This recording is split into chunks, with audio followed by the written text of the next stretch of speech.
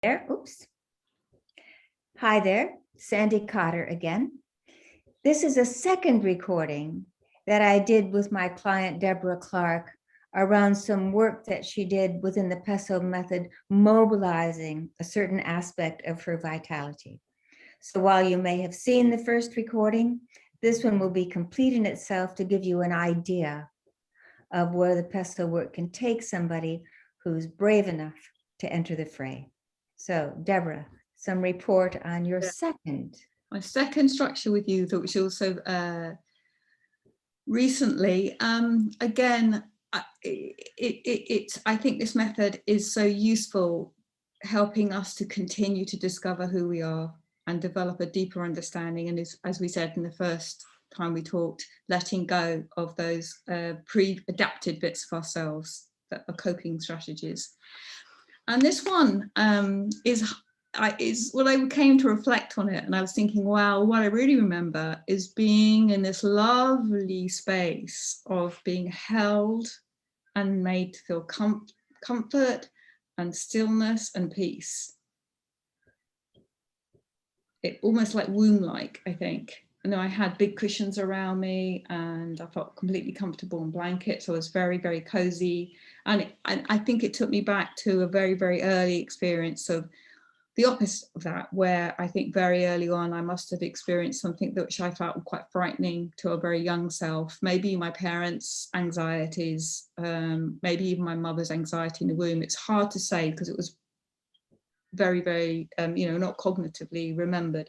But I went with what was in my body, and I remember really being supported and feeling safe. And very outwardly, I think very little happened, but you kind of continue to give me permission just to sink lower and lower into it and to really go into my breathing. And there was a lot about my jaw tightening, which is my natural, by saying my natural, see, there I go. See, that's the precise thing about this method. It's not the natural thing.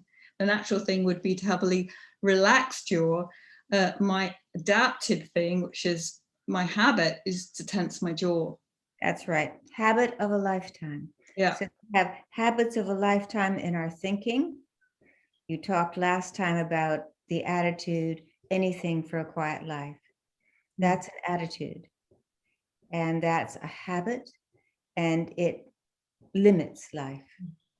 And that habit can also be, or these habits will also be in the body, in patterns of muscular tension. And a very key source of tension is the jaw. Yeah. The jaw holds anger, the jaw holds fright. So movements in the body, which is what I was watching with you, movements in the body indicate where the life force or the deep self wants to be freed up. So very often people will say, well, I feel a pain, or I feel nausea, or I feel an ache. And in PESO work, we use that as a sign from the soul that here in the body is where energy is trapped. And there will be a concomitant trapping of energy in an attitude of mind. They go together. The body and the mind go together. So PESO work is a very deep form of body work. So that tightness in your jaw, I think that was fright. And I agree with you. If I think back to your session, you were dealing with some kind of babyhood fright. And then the whole body contracts. And an attitude of mind is, I'm not safe. And then that goes underground. We don't realize it, but we have this habitual tension.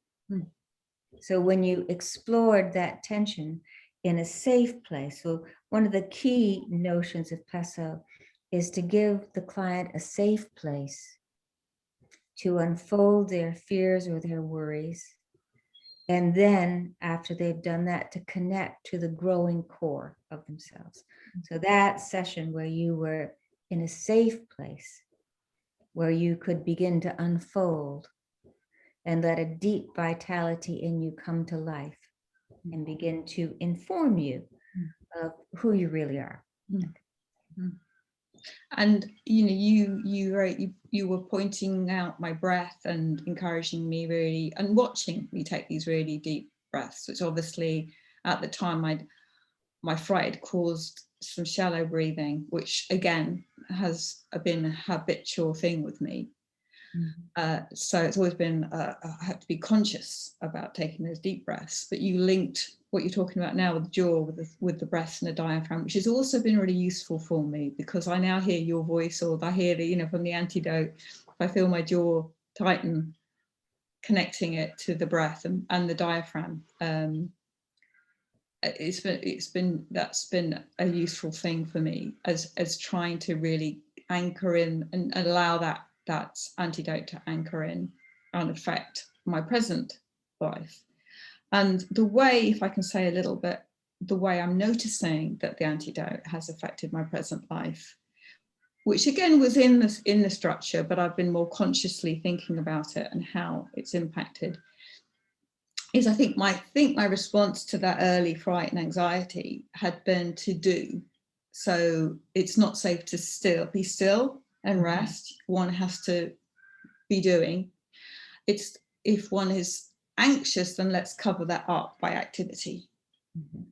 And I think we talked about, I remember the structure, but the dynamic, going out there, being energetic, having the to-do list, imposing, if you like, an order to make one feel less anxious, or give the feeling of being in control. And which is all important, because as you said, we have to be in the world, we have to have those energies of going out there and coping. But I think it really highlighted for me the dearth or the lack of the balance, where the ability to be still and nourish oneself and nurture and go in and replenish one's energy was like almost, it's draining itself as I push myself to busier and busierness in life. So sorry, go on. No, I was going to say so I think, we were talking a lot in the structure about balancing, the balancing of the in and the out, the balancing of the activity and the being and the stillness.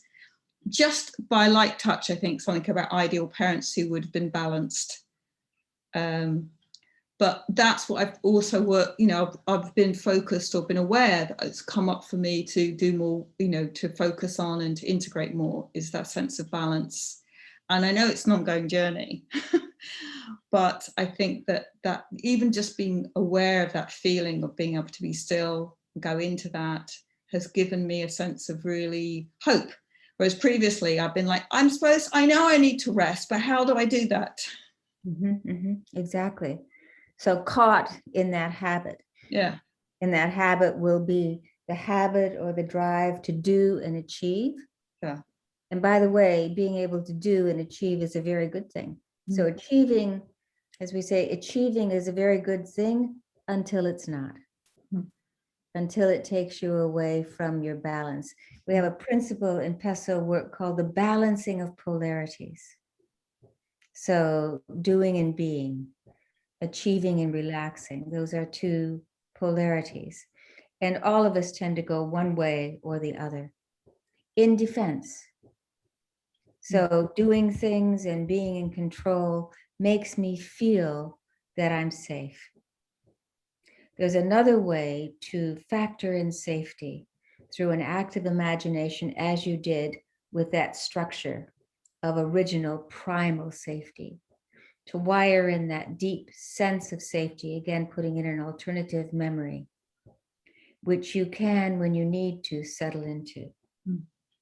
But if that hasn't been wired in the past, when you come to stop the activity, there's no peaceful, safe place to settle into. So you go back to doing what works. So in that piece of work, you began to hollow out that other side of the polarity of being. And through that active imagination, you created a safe place, which is now wired into your brain.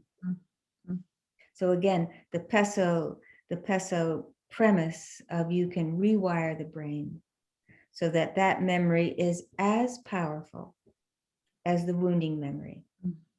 Arguably, it's more powerful, because a baby should have a safe place. A baby comes in knowing they deserve a safe place. So that's our genetic expectation. So arguably that genetic expectation is more powerful than the stuff that happens. So that genetic expectation helps us to pull that new wiring into a functional place that you can use. And I think that's what I'm, very keen to get across, is that I feel like I'm living proof of what you've just said. Mm-hmm. So testifying to the truth of that. The yin and the yang image was always a very nice image, and now I really feel it, that it's a possibility. Mm-hmm. So a good outcome. Yes, thank you. A good outcome. Thank you. Thank you very much, Sandy. Pleasure to work with you. My pleasure.